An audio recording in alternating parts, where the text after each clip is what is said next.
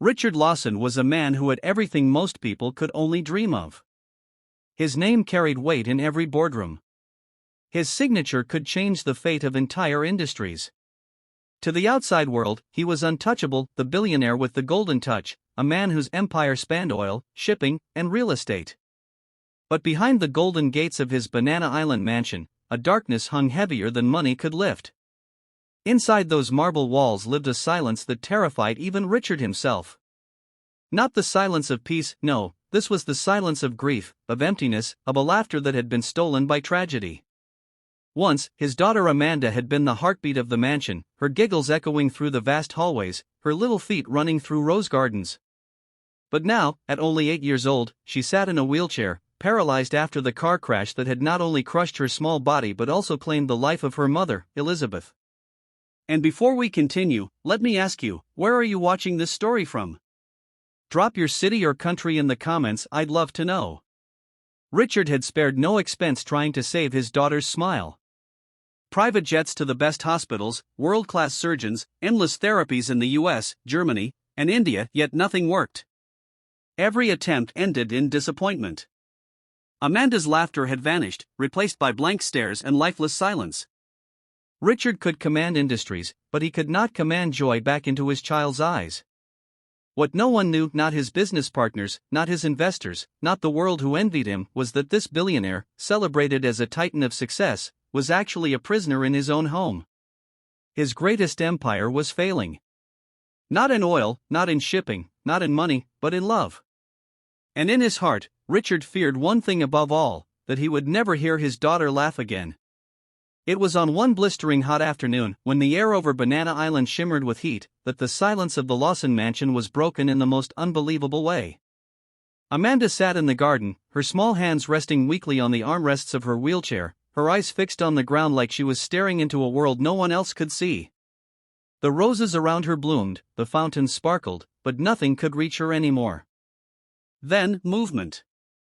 A shadow slipped through a gap in the hedge near the iron gates. At first, it looked like a stray animal, but it was something far more shocking. A boy. Barefoot. His skin caked with dirt, his shirt torn so badly it looked more like a rag than clothing, his shorts several sizes too large and tied at the waist with a rope. His hair stuck out in uneven tufts, and his knees bore the scars of 100 falls on concrete.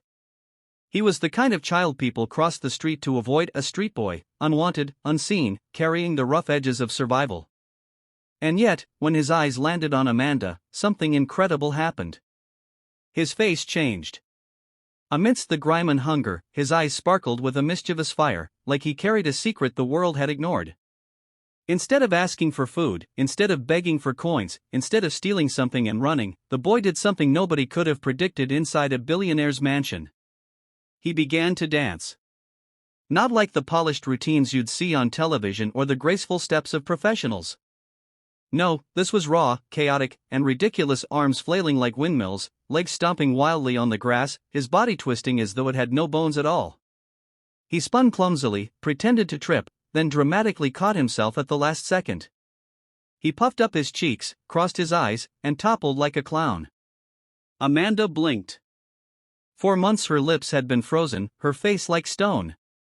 But then, as if the boy's foolishness cracked the chains around her heart, a tiny sound slipped out, a giggle. Just one.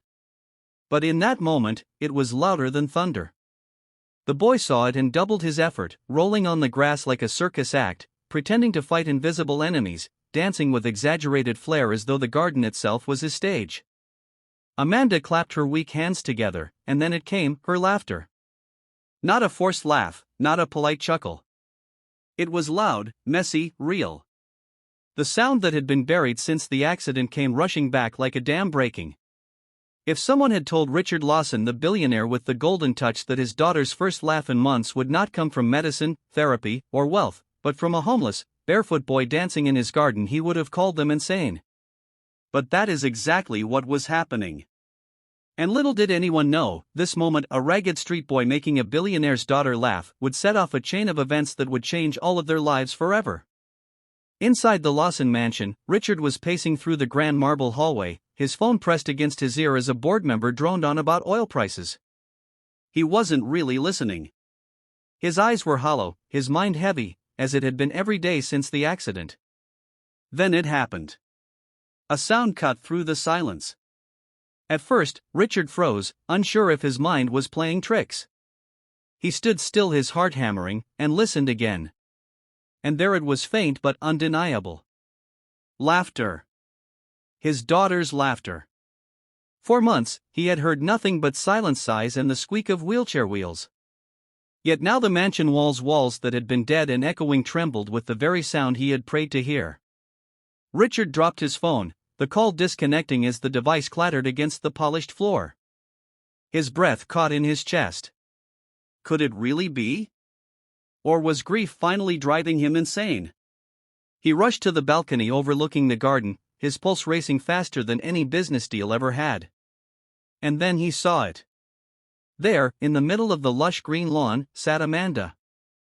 Her face flushed, her hands clapping weakly but excitedly, her eyes wide with life he hadn't seen in months. She was laughing, not forced, not fake, but unrestrained, joyful laughter. Her little chest shook with the sound, her head tilted back as the sun caught her hair, and for a brief moment she looked like the Amanda he had lost the day of the crash. And the cause of this miracle? Not the million-dollar surgeons he had flown in.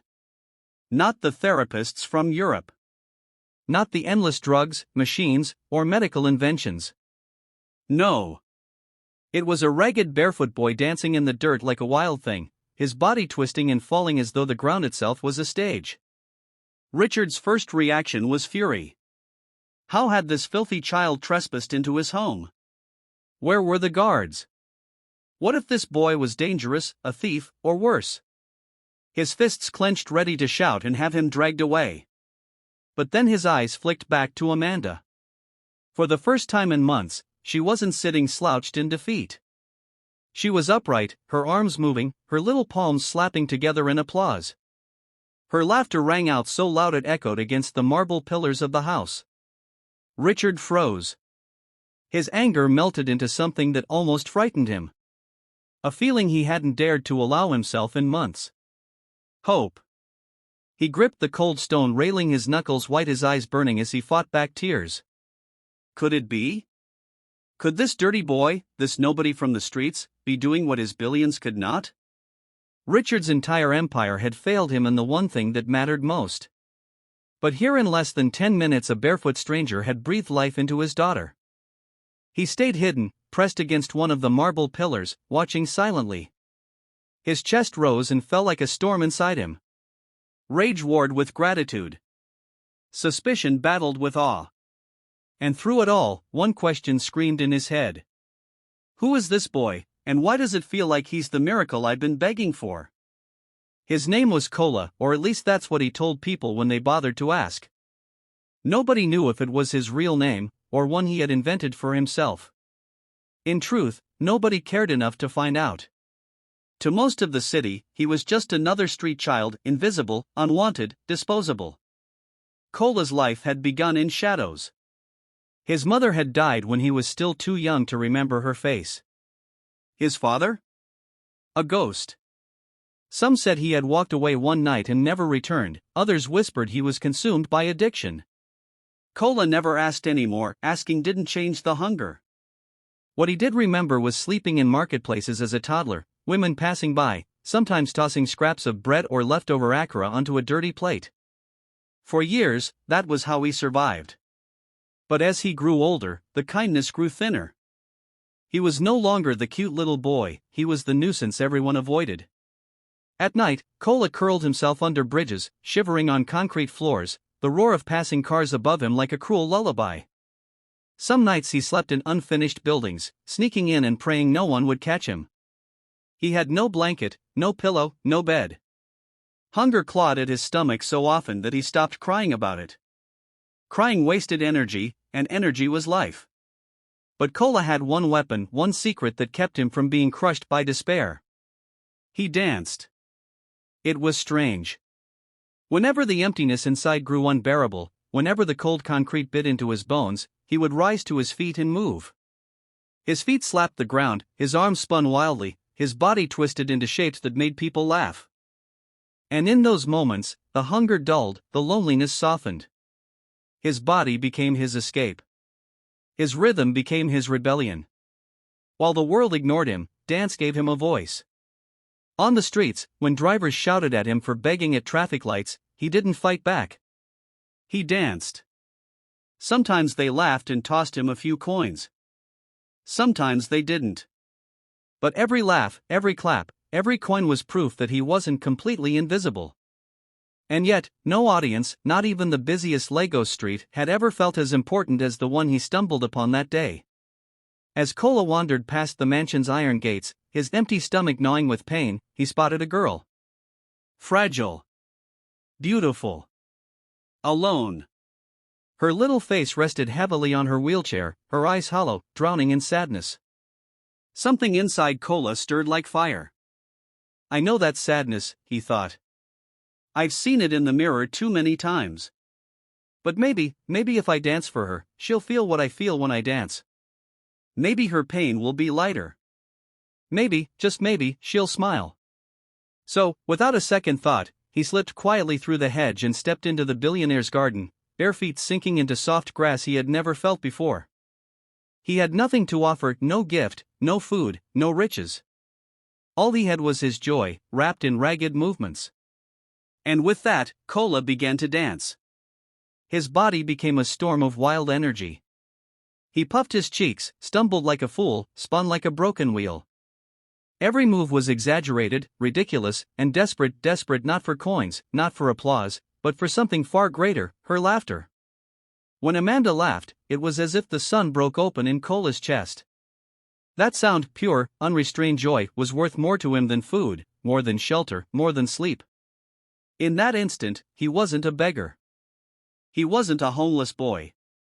He wasn't invisible. In that instant, he was a hero.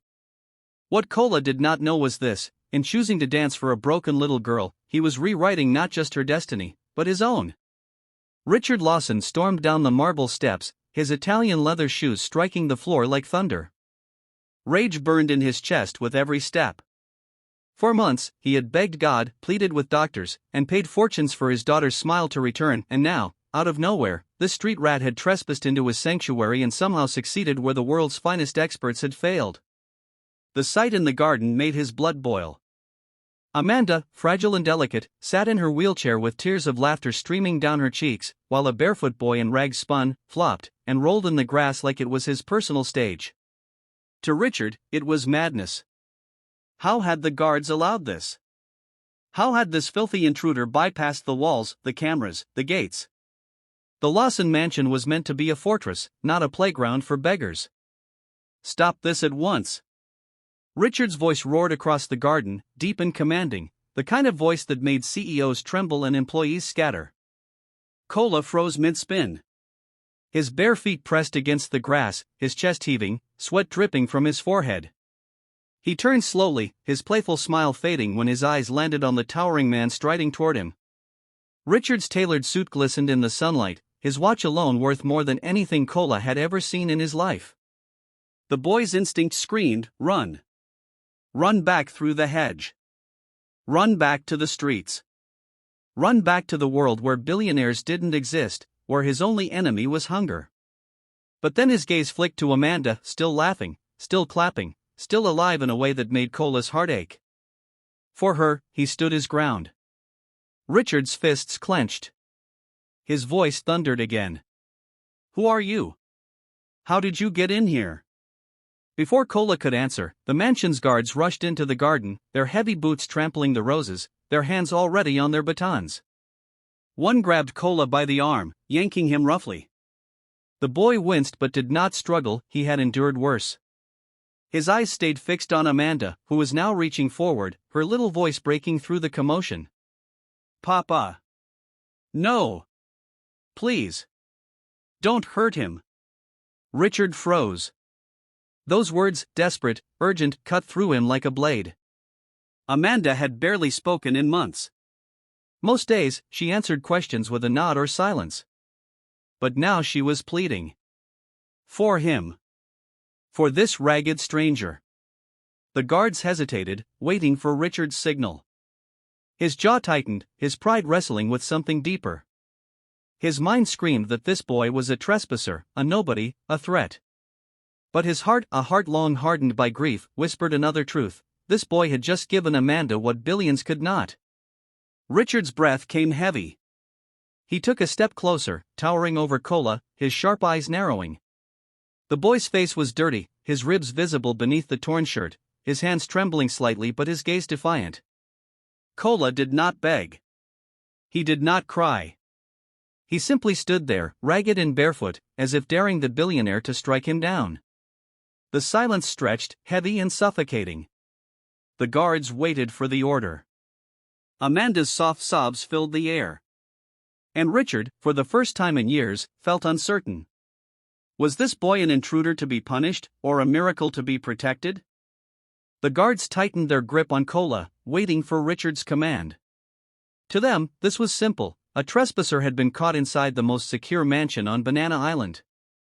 Normally, the order would be swift: throw him out, call the police, maybe even deliver a beating as a warning to others who dared step foot on Lawson property.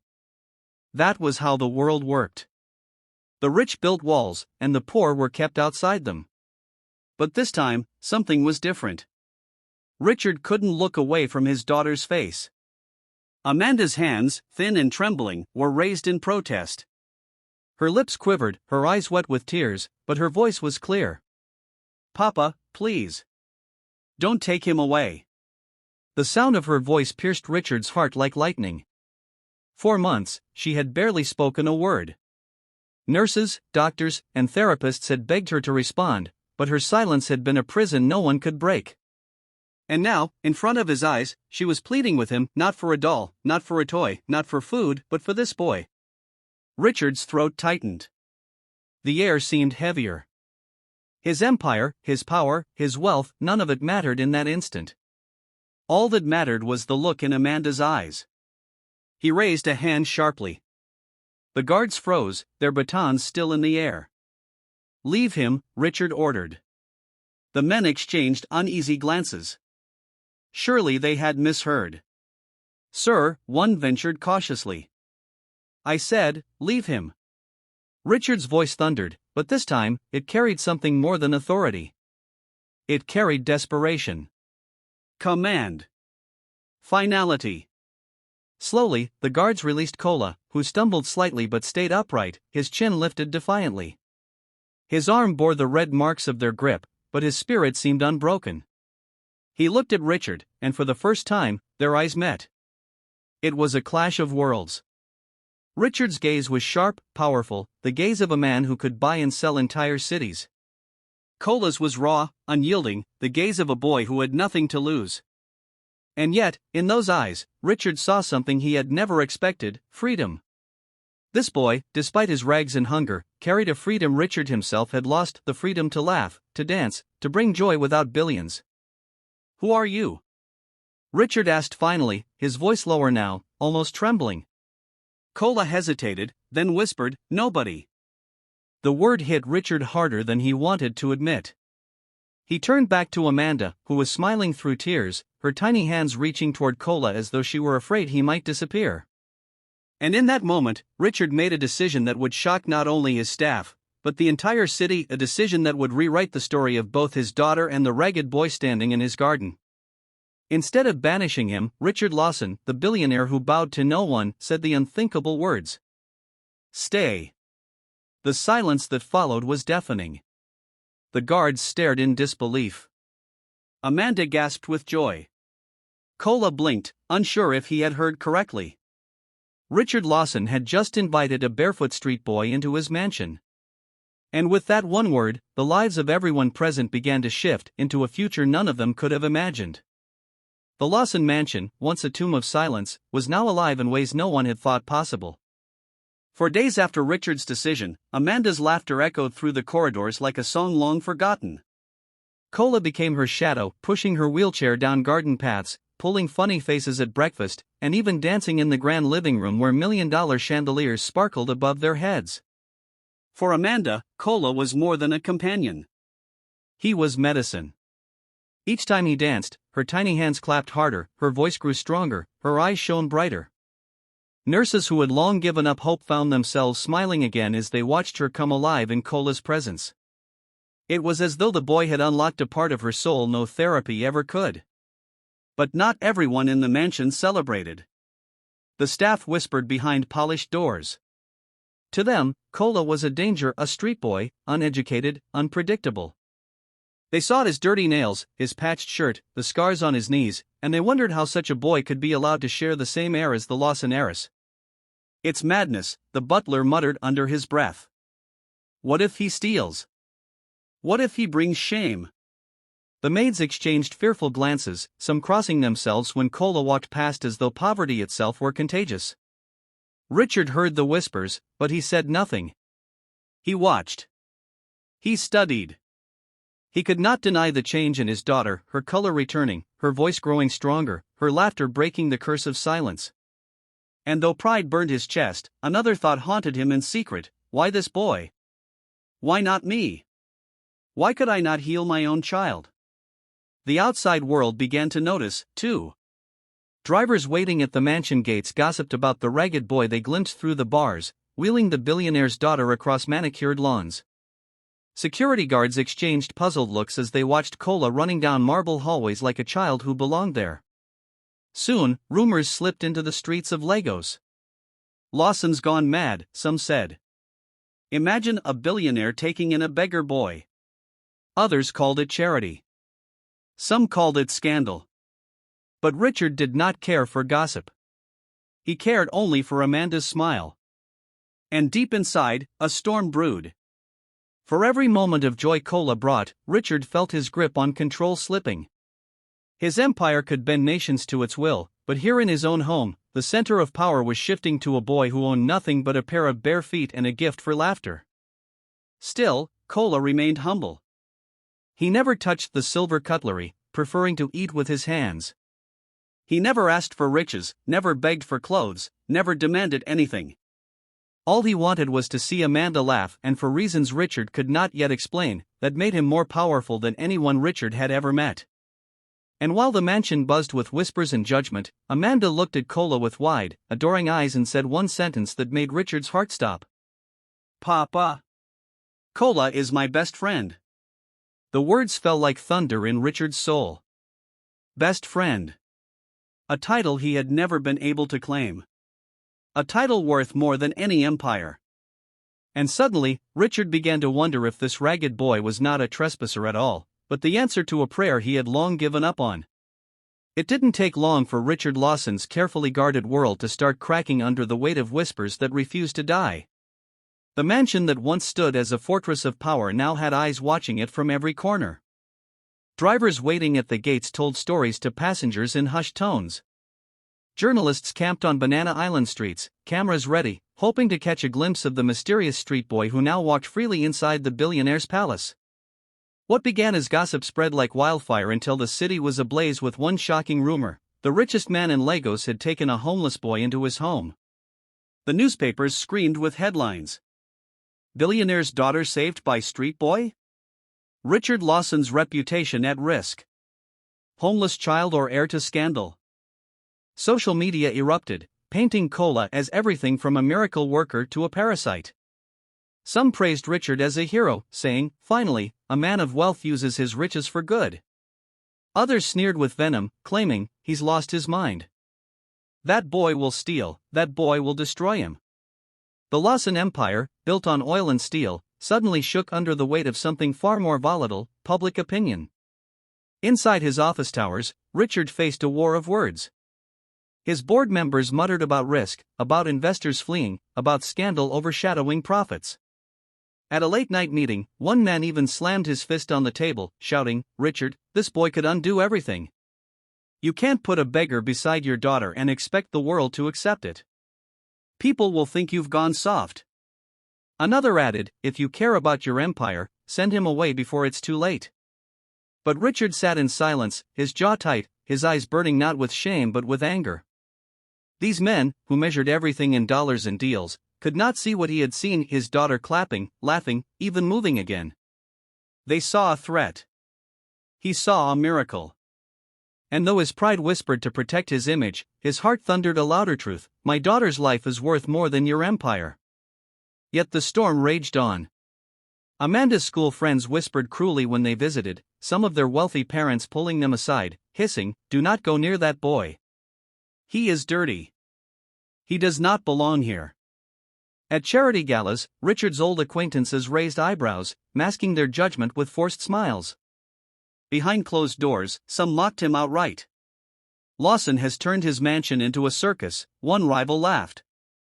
"First a crippled daughter, now a street rat? What's next?"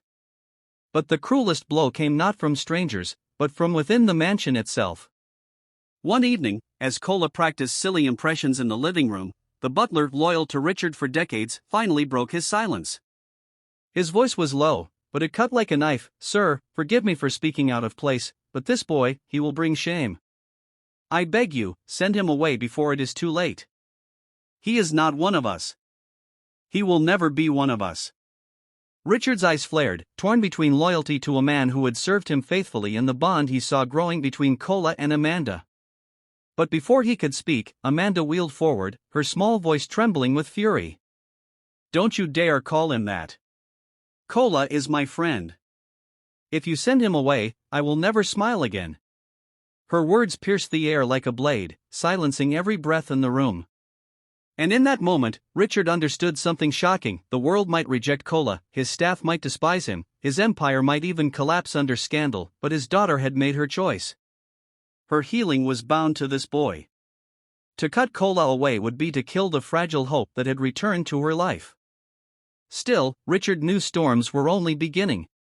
Business partners threatened to walk away. Journalists circled like vultures. Even enemies he had crushed in the corporate world saw this as weakness they could exploit.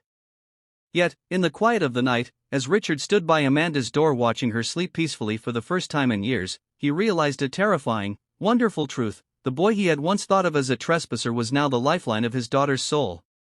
And though the world outside screamed scandal, Richard felt a question clawing at his chest, one he dared not say aloud. Could this ragged boy be the key not only to Amanda's healing, but to his own salvation? The scandal outside was boiling, but inside the Lawson mansion, something far more powerful was quietly taking shape. Each afternoon, Cola's visits turned the grand marble halls into a stage of laughter and hope. Amanda, once a silent shadow of herself, now greeted him with a glow in her cheeks, her small hands ready to clap, her giggles echoing off the walls like music. What the world saw as a disgrace, Richard began to see as destiny.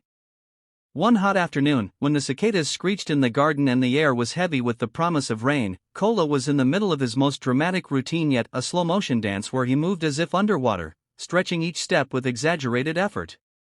Amanda was laughing so hard tears rolled down her cheeks. Her laughter was wild, unrestrained, like the spirit of a child reborn. But then, in the middle of her giggles, she suddenly went silent. She gripped the arms of her wheelchair, her face set with a strange determination Richard hadn't seen since before the accident.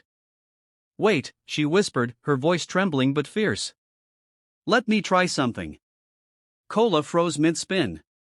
Richard, watching from the balcony, felt his chest seize. The maids leaned in from the doorway, eyes wide, their hands clutched together as if in prayer. Even the guards at the gates turned, sensing something was happening. Amanda pressed her small palms against the armrests. At first, nothing happened. Her shoulders shook, her face twisted with effort, her arms trembling like thin branches in the wind. But then, to Richard's utter shock, her hips shifted. Slowly. Painfully. But undeniably. She lifted herself an inch, then another. Her fragile body, bound to a chair for so long, was rising. "Come on, Mandy, you can do it," Cola whispered, his voice breaking, his eyes glistening. He crouched beside her, hands hovering as though to catch her if she fell, but he didn't touch. He only gave her his presence, his belief. 1. Cola counted, his grin wide with hope.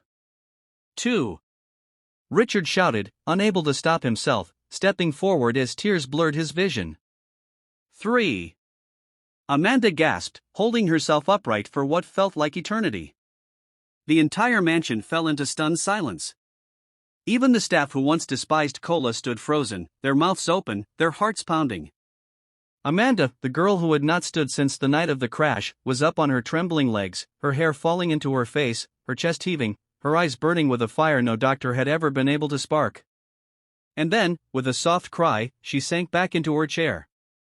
But instead of despair, she threw her head back and laughed, a laugh so bright it felt like it split the sky. "Daddy! Did you see me? I stood. I really stood."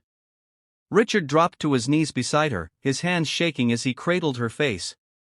"I saw, sweetheart," he choked, his tears falling freely. "And I have never been prouder in my life."